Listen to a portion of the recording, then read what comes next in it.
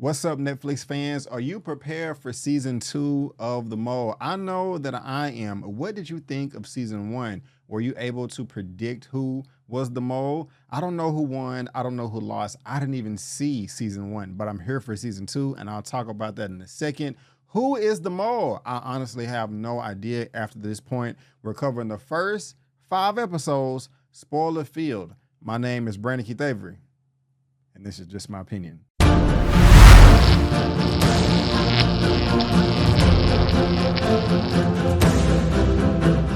Welcome back, everyone. And again, thank you so much for tuning in. If you're feeling me, if you're feeling this video, give me the thumbs up and subscribe to this channel. I am ready to figure this out. Now, like I said, guys, I did not see season 1 of The Mole. I recently just heard about this show a couple of months ago. I was interested in just covering something new on Netflix. I saw the trailer for this and I was like, wow, that looks interesting. It looks intriguing. It looks right up my alley. And not only that this is a show that I can see myself participating in with the level of competition that is flowing through my veins, that is flowing through my blood. I do watch dating shows here and there, but that's just something that I would never sign up for. I'm not going to go try to find love on the internet or on some talk show, dating show, or whatever. And I say internet, there's nothing wrong with that. People find love on the internet all the time. I misspoke, please forgive me. But something like this where people are competing for money and doing obstacle courses and scavenger hunts and things like that, I definitely will sign up for that. Hey guys, you may see me on The Mole season 3, you know what I'm saying? Most likely not, but hey, you know, don't put it past me, you know what I'm saying? I do really like this type of stuff right here. So like I said, we're covering the first 5 episodes. This is going to be spoiler filled. If you haven't seen it yet and you don't want to be spoiled, go watch it on Netflix, then come back for all of this spoilery goodness. But guys, I really am enjoying the show. I don't know which one is better so far, season 2 or season 1. If you've seen both, let me know in the comment section. But I love this show. One of the things I'm loving the show so far, and I'm slightly jealous, is the locations. They are in Malaysia, and my goodness gracious, it looks gorgeous. I want to take a vacation there for at least a month and then probably won't end up coming back. Another thing that I like about the show is we have a vast array of characters that come from every different walk of life that you can think of. Men, women, short, tall, young, old, with all different types of culture, personalities, and backgrounds. I love that. I also don't know who the mole is. Every episode that I've been watching, the first 5, I think that the mole is somebody, but then I end up liking them, and then I end up not liking them. And then I'm just like, I have no idea who the mole is. They're doing a really good job of keeping this hidden, and I can't wait till the season finale for this to be revealed on who the mole is. Now, I do have my favorite characters, and I do have my characters that I just don't like at all. And one of the characters that I just can't stand from the very beginning is Muna. Oh my goodness gracious. She just seems like the biggest backstabber in the world. And that's just very, very shameful because she is pretty too, but you cannot trust her for anything. And everybody is lying on the show. But what I don't like about her character, one is, and it was kind of implanted in my brain, is she was lying at the very beginning. But not only that is, she's going around pretending as if she's not lying, trying to act, and she's not the greatest actress. Everybody else is lying too, but they admit that in the confession, and Muna admits that as well, but they don't, and no one else goes around pretending like they're always telling the truth.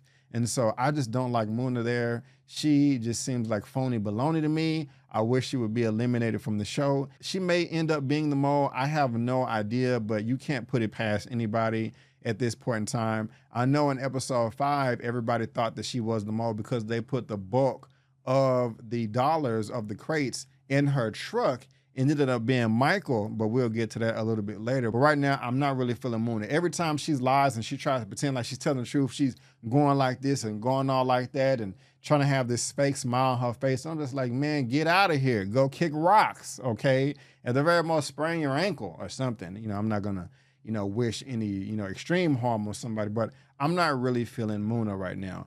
The character that I am feeling the most, and they were eliminated second, was Andy. I don't know why, but it was just something about Andy that was just really pure and genuine. Like an uncle, somebody that you can trust, somebody that you can confide in, maybe because he's older and he has all that wisdom. Maybe like a counselor or something like that to where you can just unleash all of your trials and tribulations and problems, and he won't judge you for it. That is just the vibe that I got from his character. He seemed really nice. He seemed really sweet. And I really did like him in the first episode when they were doing the paintballs. I got a kick out of his dialogue and the tone of voice that he was using when he was explaining himself, how he felt about the situation, telling the other contestants to go right, move me left, swivel me up, swivel me down, as he's up on the board trying to do his little sniper rifle mission. I like that. I like that. And out of all the episodes, of course, we do have 5. The first one is Nobody's Safe. Second is Treasure Island. Third is Money Tower. 4 is Powers of Observation. And number 5 is Special Delivery. I don't know why, but the first episode and the last episode, episodes 1 and 2, Nobody's Safe and Special Delivery were my favorite. I have been paintballing at least twice in my life. It's very exhilarating. It's a lot of fun. Man, it's gonna get the heart pumping. It's gonna get the blood flowing. And I was just thinking about my experience of paintballing when I saw episode 1, not knowing who the mole was. I also really did like the introduction of episode 1. They're in the middle of nowhere, look like some type of cornfield. Also reminds me of that M. Night Shyamalan film Signs, where you have these bird's eye views, these bird's eye shots with the signs in the grass, in the pastures, out in some deep rural area in the countryside in the middle of nowhere. Those are the vibes that I was getting, but they threw paintball in there as well. And so I like that because it made me think about the movie, which I did like. I did like Signs. It was pretty good. And I have been paintballing before. It just really got to me that they had a limited amount of ammunition. And I'm just like, wow, how are they going to hit these targets? The first station, that was completely useless with those giant slingshots. That would be very, very hard to use. But it really did come down to the wire when Tony shot the last paintball he had and hit one of the invaders that was a contestant on one of the last shows. And for some reason, guys, I keep getting Tony mixed up with Niche. Please excuse me. I can't remember if it was Tony shooting the last paintball or Niche. I want to say Niche right now because I've only seen the episodes one time. And so please forgive me. Don't unsubscribe if I got that wrong. But I kept getting them mixed up. But actually, and I do like both of them as lead characters, as leading males in this. Michael, we're going to talk about him in a second. But like I said before, I did like Andy. Earlier on, speaking about other male characters, Quaylen Carter, I did not like him at first. He got on my nerve. Mind you, I said at first, we're going to come back to him. I just thought he was too animated. He was too giddy. I was like, bro, you just need to calm down. Like, we're all over here trying to win. And I just thought he was just like super duper over dramatic. You know what I'm saying? But yeah, you know, we're going to come back to Quaylen. And so as far as the other characters are concerned, Jennifer was the first eliminated. She was nice. She was innocent. And she was somewhat sweet. But I just didn't feel like she was going to be there for a long time. I didn't think that she was going to get eliminated during the first round, but I did kind of feel sorry for her. I did. I was, oh, poor baby, you know what I'm saying? And of course, you know, I'm always going to be down for my sisters, but yeah, she was out of there and got very, very emotional, and that was sad. And I kind of like the way that they are revealing the way the characters get to stay and get to leave, where, you know, they push the button on the phone and it turns green. And they, you know, what's funny to me is when they hit the button on the phone, you can see the green light flash on their face. And it's obvious to everybody around, but they still feel the need to turn the phone around. And so, I mean, I get it. It's not that big a deal, but it's when they're turning it around, like, oh, guys, it's green or it's red. It's kind of just like, yeah, we know. We can see it. It's saying we can see the big light on your face, you know. And so, I don't know. I just kind of find that funny. Other characters that I'm fond of now, like Andy was my favorite out of all of them, the man and the woman, but he's not there anymore. So who is my favorite now? One of them is going to surprise you. But this next character, I did not like her at the very beginning. I just was like, you're just annoying to me. And it was Deanna. However, at the end of episode 5, and maybe starting in episode 4, maybe episode 3, when the tower heist, when they was rappelling down the building, I started to like Deanna more. She really seemed like a team player. She was really putting forth an effort in trying to win this and put her selfish needs aside. And by the end of episode 5, like every time she says, guys, I'm not lying. I'm not going to bet on the exemption. If I'm betting for this person, it's the truth. I'm just keeping it real over here. Deanna is one of my favorite characters now. I really didn't like her at the very beginning. I don't know why. I'm being biased, but towards the end of the episode, she became, more fun to me. Now, when it comes to Ryan, I am on the fence. I don't like or hate Ryan. She hasn't done anything breathtaking or she hasn't done anything horrible. She's just there. She's okay. Maybe she said something, once or twice that kind of got on my nerve. But other than that, Ryan is fine. Melissa was pretty cool. I did like Melissa, but unfortunately, she is not there anymore either. I believe that she was the third or fourth person eliminated. And, Melissa was cool too. I did like Melissa. But going back real quick to episode 2, Treasure Island, that was very, very interesting to me. I mean, it was a cool episode. It wasn't my favorite, or I would have said something, but I'm just trying to think, do y'all think when the raft, when they was pushing it out to the buoy, do y'all think that it fell apart on accident or somebody was trying to sabotage it on purpose? I honestly do not know. I just don't know. Also, Andy at the time when he was on the show, he was the one that was putting the raft together with the remote, but he was being ridiculed for using so much rope. And I was just saying to myself, I mean, he was putting the raft together, but he was being ridiculed for using so much rope. And I can't remember if it was Muna or Deanna that was like, okay, hey, let's cut up the rope and let's cut up the bamboo sticks. And he was like, why would we want to cut this up? We don't know how big the treasure is. And if the treasure chest is bigger than the raft, then we're up a creek. So I was like, okay, man, are they sabotaging things? I don't know. But they ended up making it. And that was all cool in the game too. I also got a good laugh that with the group that Quaylen was with, when they was looking for their treasure or their clues, all they had to do was look up and it was there the whole time. I wonder if the mole, knew that it was there, because that group was Quaylen, it was Tony, and it was also Niche in that group of 3 as well, but I don't know. Big ups to Melissa and Sean that was rappelling down the building. I could not do that. Only way I can do that is if I was saving my children's life or my mother, my dad, or somebody close to me, that's the only way. But for some money, I'm afraid of heists, guys. I just wouldn't be able to do it. I would have pissed my pants, and there's no shame in my game saying that, I'm saying? And like I said, this was the episodes where I started liking Deanna just a little bit more, because she was really trying and putting forth an effort. And, I really do respect that. Sean, we're going to talk about Sean here in a second, but yeah, Sean, we're going to talk about him in a second. But what I really want to talk about next is Hannah. Hannah. Hannah is an attractive woman. She has a decent face, pretty face, and she has a nice body. She is quite thick, and I saw that when she was walking in her bikini on the beach in episode 2, and I was like, whoa. Now, I'm not just saying that I would approach her in real life if I saw her in the streets or whatever, but she was attractive. But the whole blonde, thing that she's doing right now is kind of tired and kind of annoying. I don't like the fact that she tries to take advantage of people with her looks. We're definitely talking about Tony in this situation, especially when they was at the table. She was like, I'm not getting up. And the money just kept going down off the TV. I don't like that. And my boy, Tony, come on, man. I understand if you're attracted to her and she's throwing it at you and you just want to flirt and stuff like this. But all the PDA that y'all are showing on screen right now is really annoying, okay? And to be honest with you, it sounds like Tony is really in love. Like, he actually likes her. I'm like, bro, come on, man. This is a competition. This is a game. You can't believe these women. This is not a show for love. This is a show for money. And she's out for the money. She says it all the time, or at least in the confessions, but maybe y'all don't see that. But I'm like, bro, you really like her?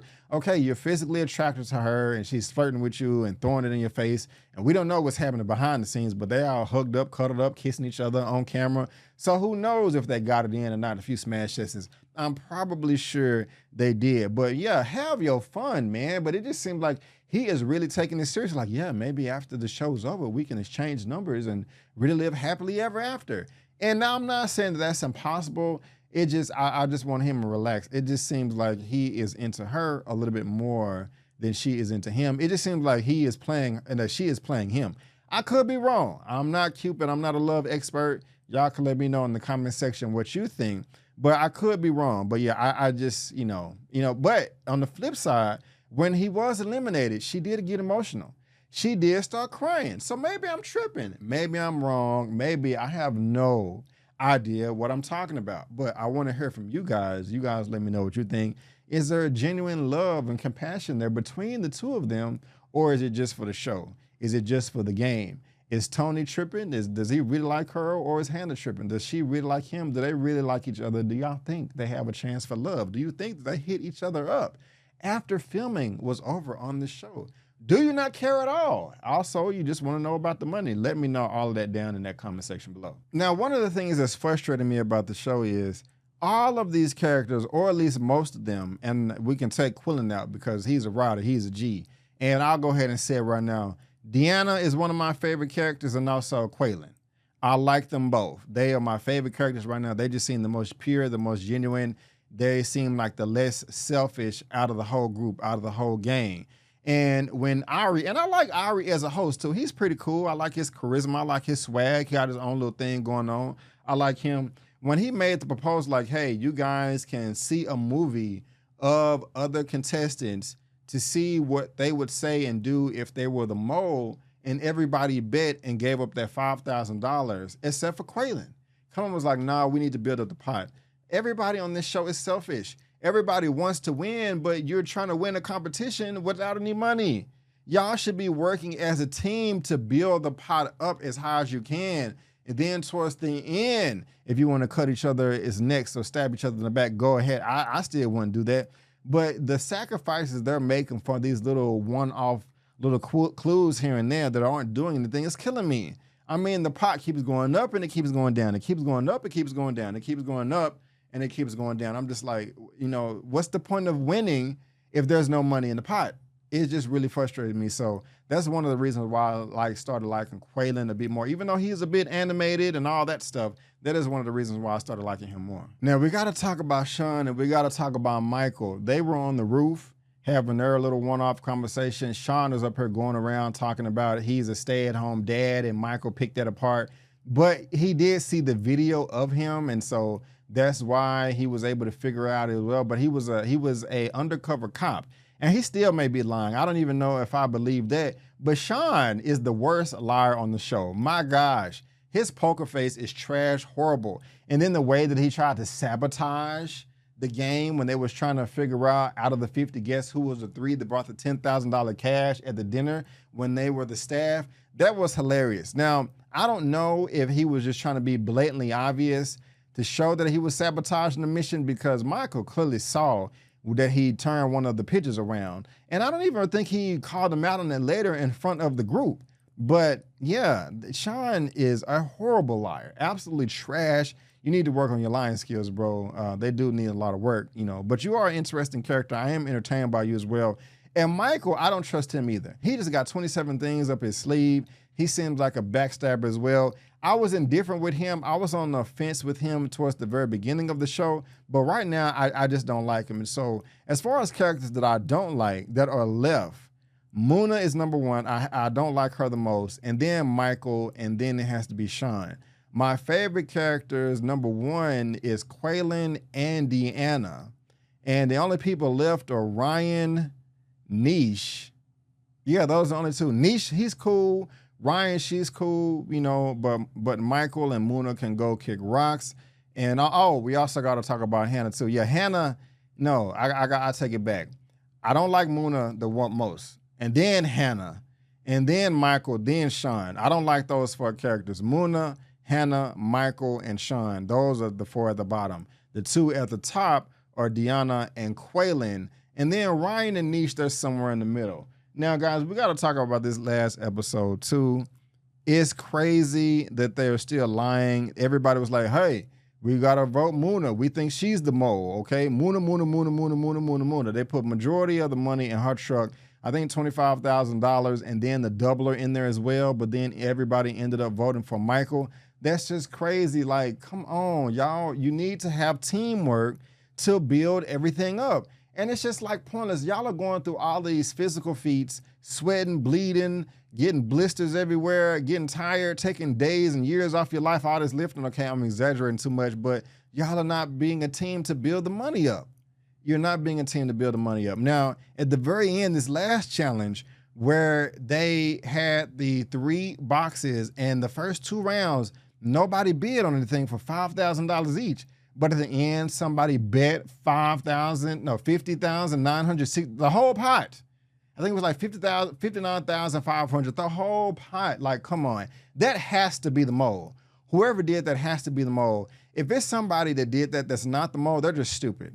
They're dumb. It would make sense that it's the mole because that's what they are there to sabotage everything and not win. So that makes perfect sense. My only thing is, I think that the mole has to automatically be exempt from every quiz that they have at the end of every episode. Like, no matter if they get it right or wrong, the producers, the executives on the show are not going to boot them off because they're the mole. And they're supposed to be there to sabotage. So they're pretending like they're answering the questions and nervous, but I don't know who the mole is. If I had to guess who the mole is, oh man, right now, it would have to be one of the bottom 4. Michael, Sean, Hannah, or Muna. I'm going to go with Hannah or Michael. Even though I don't like Muna. And Muna could be the mole too. But I just don't know. And that's one of the I like the show because it switches like every episode, every 30 minutes or so. You know, so I'm really feeling the show, guys. Y'all let me know what y'all think down below as well. Real talk, real talk. Who is the mole? Who do you think it is? Who are your favorite characters? Who are your least favorite characters? Let me know in the comment section. Your boy is dying to know. I will be back for next week's episodes as well when those drop. And so make sure you subscribe and tune in for that. It should be a lot of fun. But right now, guys, I have no idea who the mole is. But guys, again, I just want to thank y'all so much for tuning in. And before you go, don't forget that my name is Brandon Keith Avery, and that's just my pen. Peace.